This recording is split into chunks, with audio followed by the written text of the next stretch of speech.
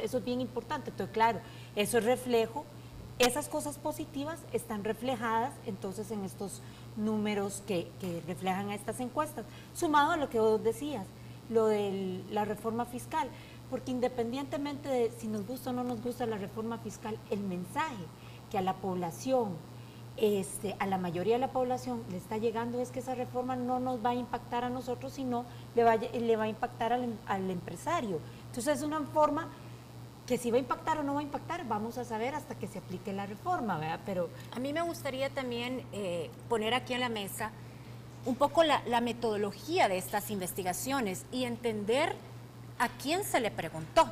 Se le preguntó a esas personas que tú haces mención, Ana, al ciudadano común que se está viendo beneficiado, porque si segmentamos una investigación, sí. Yo quisiera saber, ¿qué opinan los empresarios? ¿Los empresarios darán esa misma calificación? Si le preguntamos solo a la base del FMLN, la base del FMLN dirá que tiene el 85% de aprobación. Tal vez, Lorena, hay algo como bien importante que son las estadísticas. Entonces, una cosa es lo que diga la población y otra cosa es lo que revelan las estadísticas a nivel de cómo está la economía del país. Obviamente, el salvadoreño somos todos como muy humanos, nos movemos por sensaciones, sentimientos, con el corazón. Pero la economía, según los datos del mismo BCR, o sea, tenemos que todos los sectores han caído. La última encuesta que se hacía, por ejemplo, a nivel de las ventas de las pymes, se tenía que el sector industria había caído un 50% en lo que va del año, el sector construcción en ventas un 78%, el comercio un 50%. Entonces, ¿qué pasa?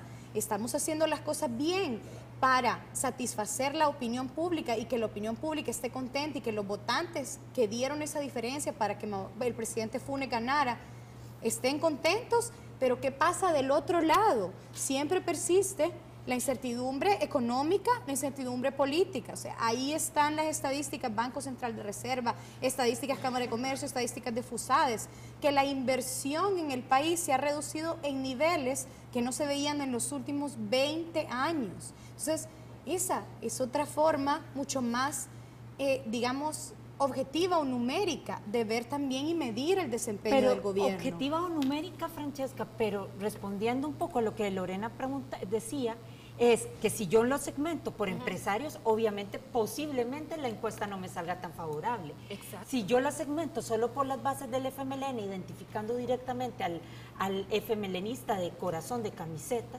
posiblemente no sea tan favorable. Pero creo yo que aquí se parte del hecho de que él es el presidente de todos.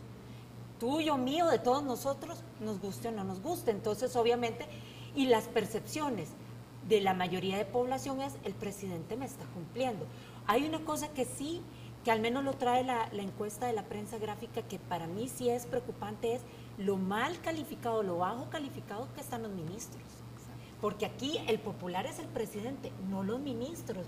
Y no necesariamente el presidente es el que está el día a día con el tema de salud, o el día a día con el tema de defensa, o el día a día con el tema de seguridad o de educación. Entonces, eso también tiene que... Pero eso es muy similar a lo que pasó en el gobierno pasado, porque el expresidente saca igual en las primeras encuestas durante su gestión, aparecía siempre en un excelente lugar y sus ministros aparecían con porcentajes muy bajos. Siempre el presidente fue la figura, fue quien brilló en el gobierno pasado, a diferencia del gobierno de Flores, que el presidente Flores, expresidente Flores, no figuró tanto y figuraban más sus ministros. Exactamente.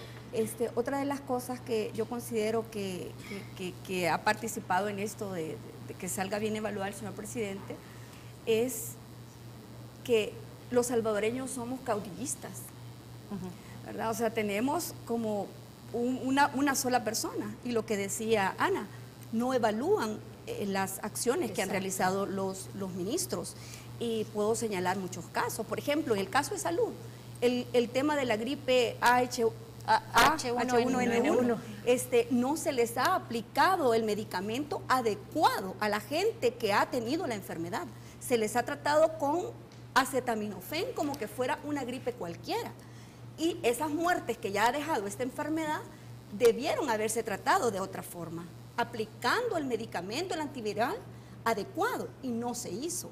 Pero no hubo, bueno, si entrar a un debate de salud, vamos a hablar con la ministra más adelante, pero no hubo tantas muertes como se podía haber esperado que hubiesen de esta, gracias a Dios. Pero una sola muerte por un mal manejo es totalmente condenable.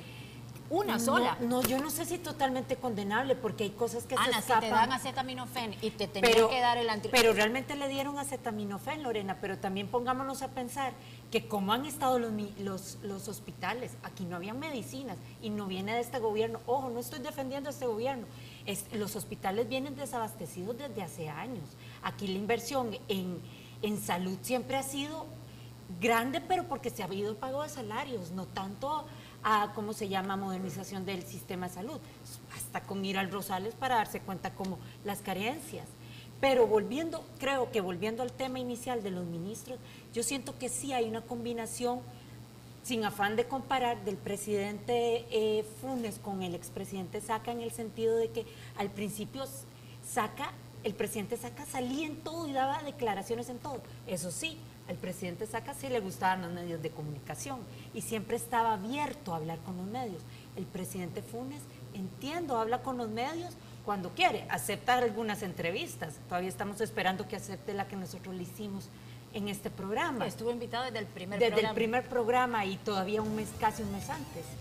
Es lo que te decía, que él tiene perfil bajo cuando le conviene y sale cuando tiene el mensaje adecuado para dárselo a la población. Otra de las cosas que yo quisiera señalar es cuando salió el gobierno anterior, el precio de la gasolina estaba, por ejemplo, de la gasolina regular a $2.30, hoy está a más de $3.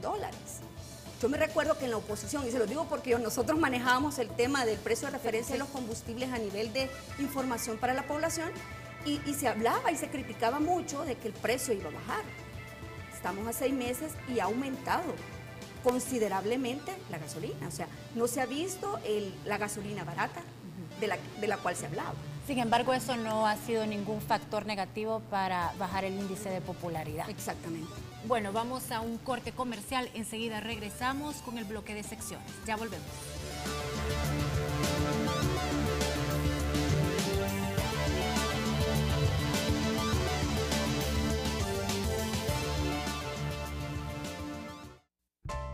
Avanza te aconseja. Divide tu aguinaldo en 3 grandes rubros: liquidar deudas pendientes, realizar compras navideñas y ahorrar para afrontar los gastos de enero. Avanza. Avanza te aconseja. Planifica el destino de tu crédito. No dejes pasar las